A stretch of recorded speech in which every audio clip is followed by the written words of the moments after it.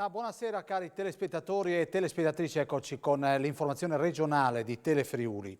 In Friuli Venezia Giulia oggi su 5.830 tamponi molecolari sono stati rilevati 640 nuovi contagi con una percentuale di positività del 10,98%. Vedete la tabella che è messa in onda dal nostro Francesco Snidero. Sono inoltre 12.836 i test rapidi antigenici realizzati, dei quali sono stati rilevati 63 casi con una percentuale 0,49%.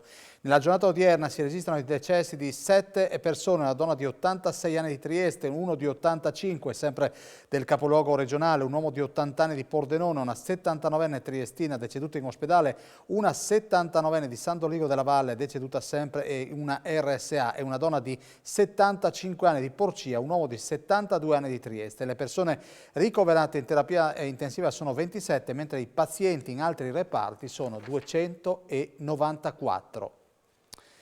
Non è necessario, abbiamo la possibilità di legiferare anche con decreti d'urgenza su temi specifici e su questo si può lavorare. Se servono delle misure ad hoc, personale sanitario aggiuntivo con gli specializzandi o sostegni per l'RSA, possiamo prendere dei provvedimenti mirati, svincolati dallo stato d'emergenza. Così in un'intervista alla stampa il Presidente del Friuli Venezia Giulia e della Conferenza delle Regioni Federica, parlando dell'ipotesi di una proroga dello stato di emergenza oltre il 31 di dicembre. L'ospedale di Udine oggi, fra terapia intensiva e altri reparti, ha 85 persone ricoverate, di queste 80 non sono vaccinate. Stiamo ancora parlando ovviamente di Covid. Ad affermarlo il dirigente della divisione infettivi Tascini, che spiega come alcuni pazienti obiettano su alcune terapie, ma lui ripete: la prima cosa da fare è vaccinarsi. E soprattutto di un numero di ricoveri che è in aumento. A confermarlo il professor Tascini, dirigente del reparto infettivi, che accoglie una parte di chi si ammala di Covid e le sue condizioni consigliano ricovero.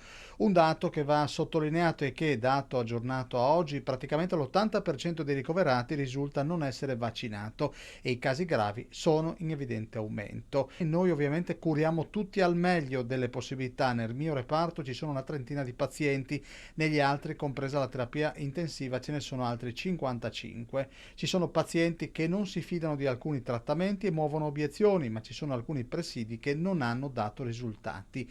Tascini riferisce dell'uso dei monoclonali nella fase precoce per le forme gravi. Non c'è molto a disposizione, quindi per evitare il ricovero è meglio vaccinarsi. La media dei ricoverati oscilla fra i 40 e i 50 anni. Affetti dalla nuova variante al momento non c'è traccia. I ricoveri dei bambini non vengono effettuati al Santa Maria della Misericordia, bensì al Burlo di Trieste. Andiamo avanti con la cronaca. 2 incidenti stradali la notte scorsa hanno richiesto l'intervento dei 118 e vigili del fuoco. Il primo si è verificato intorno alle 22 a San Michele al Tagliamento per causa in corso di accertamento. Il conducente di una vettura, un giovane uomo, ha perso il controllo del veicolo ed è uscito di strada rimanendo incastrato all'interno dell'abitacolo. È stato liberato dai vigili del fuoco. Il secondo incidente si è verificato invece alle 4:45 questa mattina in via Lumignacco a Udine, vicino al distributore Costantin. Anche in questo caso si tratta di una fuoriuscita autonoma con una persona rimasta ferita, ma in maniera non grave. I parenti e gli amici non riescono più a mettersi in contatto con lei e scatta l'allarme. È successo ieri pomeriggio in un'abitazione di Campoformido, dove una donna di 85 anni, LP le iniziali, è stata trovata deceduta. All'origine della morte un malore fatale che non le ha permesso di chiedere aiuto. Sul posto sono intervenuti i sanitari. Voltiamo decisamente pagina. Gli scavi termineranno a fine mese per poi partire con i lavori di realizzazione dell'ascensore del castello di Udine. Lo conferma il sindaco di Udine, Pietro Fontanini. Le ultime scoperte archeologiche non fermano il cronoprogramma. Gli ultimi ritrovamenti archeologici, da cui sono emersi anche resti umani, non comporteranno alcun ritardo nell'iter di realizzazione dell'ascensore al castello di Udine. Gli scavi dovrebbero terminare entro questo mese, perché ormai sono già arrivati a 3 metri dalla superficie in profondità. Sono stati trovati due tombe con 2 scheletri umani e altre cose. Al di là del muro, di questo muro di contenimento che è stato trovato, non ci sono altri reperti finora trovati, quindi è probabile che tutto verrà ricoperto e quindi che si procederà con la realizzazione dell'ascensore, che dovrebbe sbucare proprio vicino a questi scavi. Quindi il cronoprogramma rimane tale quale per quanto riguarda le date? Sì, almeno questa è la nostra speranza, però l'ultima parola deve dire la sovrintendenza, perché questo lavoro che è finanziato dal comune, però è fatto sotto la direzione della sovrintendenza che ha voluto fare questo sondaggio e verificare se c'erano dei reperti archeologici. Penso che avremo il via libera per realizzare il sedime, lo spazio per creare, poi mettere l'ascensore. C'è già la ditta che si è aggiudicata l'appalto o ancora siamo in procinto di? No, siamo ancora in procinto D perché il progetto definitivo ancora non c'è, aspettiamo in pratica le risoluzioni che la sovrintendenza darà e anche se ci saranno delle prescrizioni in merito proprio al progetto definitivo. Risalgono al 1800 le due fontane di pietra di Trava in Val di Lauco. Per la loro originale architettura di pregio sono state inserite nei beni catalogati del centro di Villa Manin.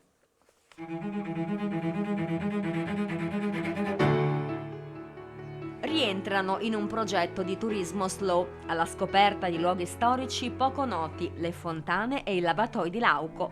Testimoni della vita delle comunità della valle di un tempo, in parte sono stati recuperati grazie all'amministrazione comunale, che ha investito fondi propri e anche della regione. Tra le più antiche caratteristiche ci sono quelle in pietra del XIX secolo, sono le fontane della piccola frazione di Trava. Il nucleo originario risale al 1800, da allora le fonti poco a poco erano state completamente ricoperte da detriti, anche a seguito dell'esondazione del Rio Fontana nel 1966.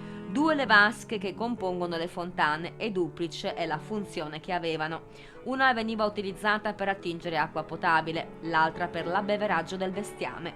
Ad abbellire un'arcata l'immagine della Madonna scolpita in alto rilievo su una pietra.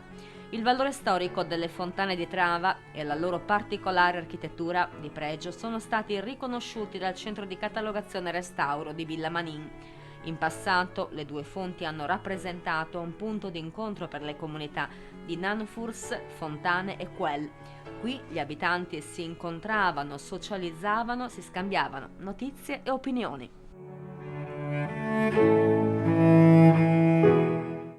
E adesso ci spostiamo a Premariacco, dove ritorna il Natale, la rassegna presepiale allestita nella meravigliosa cornice dell'antica chiesa di San Silvestro Papa, ma anche nelle diverse frazioni si respira atmosfera natalizia. Ce la racconta la curatrice Graziella Ranieri. Riparte per questo Natale la nota rassegna d'arte presepiale Natale a Premariacco, dando vita ad un grande presepe allestito sulla piazzetta antistante all'antica chiesa di San Silvestro Papa, sede della mostra che, visto il protrarsi della pandemia, viene ancora sospesa. Viene proposta la ricostruzione di una tipica stalla dove, tra le varie attrezzature d'epoca, trovano posto le sagome a grandezza naturale raffiguranti la Natività. Nella composizione è stata inglobata anche l'antica torre campanaria, dove al suo interno si può ammirare con commozione uno scorcio di vita passata. A rendere ancora più suggestiva la rappresentazione, un grande gregge inonda la scena, coinvolgendo lo spettatore in una magica, serena atmosfera natalizia. Nel nostro comune ci sono varie rappresentazioni natalizie. Quello curato dagli amici di San Mauro, collocato all'esterno della chiesa, il presepe allestito nella cripta della chiesa di Ossaria dai volontari dell'associazione Somsi e quello proposto da volontari e alpini all'Ancona di Iplis e l'installazione Bordes Chiavecis di via Cristallo a Premariacco. E ora andiamo a Udine, Teatro Palamostre per Udine and Jazz Winter 2, a cura di Euritmia.